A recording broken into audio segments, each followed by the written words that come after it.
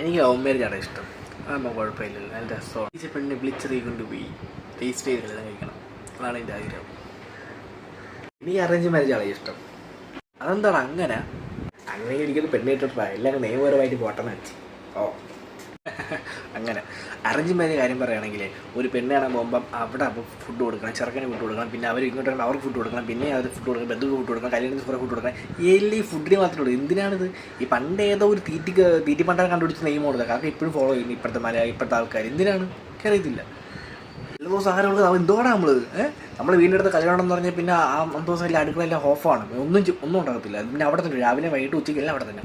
എന്താണിത്? ഇതെന്ത് ഉത്സവവും കല്യാണവും ഇല്ലേ? അത് ഈ പറഞ്ഞു ഞാൻ യോജിക്കുന്നു. കാരണം ശരിയാണ്, രാവിലെ ഉച്ചയ്ക്ക് വൈകിട്ടെല്ലാം അവിടെ തന്നെ, ഫുഡ് ഫുൾ അവിടെ തന്നെ, വീട്ടിലൊന്നും ഉണ്ടാകത്തില്ല. ശരിയാണ്, എല്ലാവരും പിന്നെ അവിടെ തന്നെ കുട്ടിയും പൈസ അവിടെ പോയിരിക്കും. അത് അത്ര ശരിയല്ല. പക്ഷേ എനിക്ക് അറേഞ്ച് മാരേജാണ് ഇഷ്ടം. ആരോട് പറയാൻ?